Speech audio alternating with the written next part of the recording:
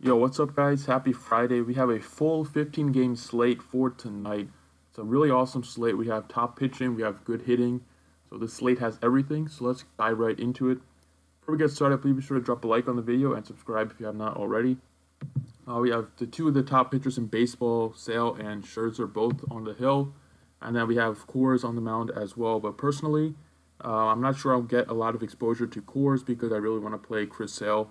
And so my favorite stack on the board is the Phillies stack against Descalfini. Descalfini just has not been good against preventing home runs this season. He is getting absolutely destroyed by the home run ball. He's given up already 14 home runs in just 48 innings pitched this year, which is about one every 3.2 innings pitched. That is absolutely horrendous. He has been hit hard at home this year as well, where the ball absolutely flies in Great American Ballpark. And the Phillies offense is heating up. And they're also, all the hitters on the Phillies are priced just about right that you're able to fit in Chris Sale while stacking up 4 or 5 of them if you want to. So the Phillies grade out as my top stack on the slate today. So let's dive right into it. SP1, I have Chris Sale. I prefer him over Scherzer due to the matchup. The Twins, I love to pick on them versus lefties. They just have no power at all. None of their hitters have an ISO over 200 this year against lefties. And Sale has just been mowing teams down lately. He's just been on a roll. And at home this year, he's been great as well. Put up 31 against his team earlier this year. And he didn't even get the win in that game. So if the Red Sox get the win, I see no reason why Sale can't push for 40 DraftKings points in this matchup. He is the top overall pitcher on the slate for me. Second pitcher I like is Chase Anderson to pair with Sale. I'll need a cheap SP2, and Anderson, his price tag is really appealing. You see some of the game logs, he was priced at 62, 72, 85, 72. So at 55 is a great discount. It's not a great matchup, but it's not the worst matchup at all. The Giants' offense is not great. The ballpark is nice for pitching, and Anderson, anytime he can get out of Miller Park, I'll have some interest in him. He's a fly ball pitcher that gets hit hard with home runs sometimes. That's why, as you see at home, he's given up 14 home runs, but on the road, he's been really, really good. Only 5 home runs in 50 innings. And not a great strikeout rate, but at 5,500, we don't need him to strike out a ton. The Giants don't have great power against righties, and if he can get me double digits, 15 DraftKings points or so, I'll be really happy with that price tag on that return. So I mentioned the Phillies stack. I absolutely love them. Descalfini has been hit hard versus lefties, really, really hard versus lefties. He's given up a 656 slugging percentage to left-handed hitters and 10 of 14 home runs to lefties.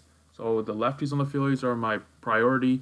Also, Hoskins is a must-play in a stack. In any Phillies stack, he's a must-play. Do not fade Hoskins if you're going to be stacking the Phillies. But first base, I like Carlos Santana. He's only 4,100. He's been hitting the ball really well lately. Hit a home run yesterday, and the Great American Ballpark is one of the best ballparks in the league for left-handed power. So Santana, who has a career 210 ISO versus right-handed pitching, I feel like this is a really, really good spot for him, and the Phillies offense do continue rolling. So I like him a lot at first base.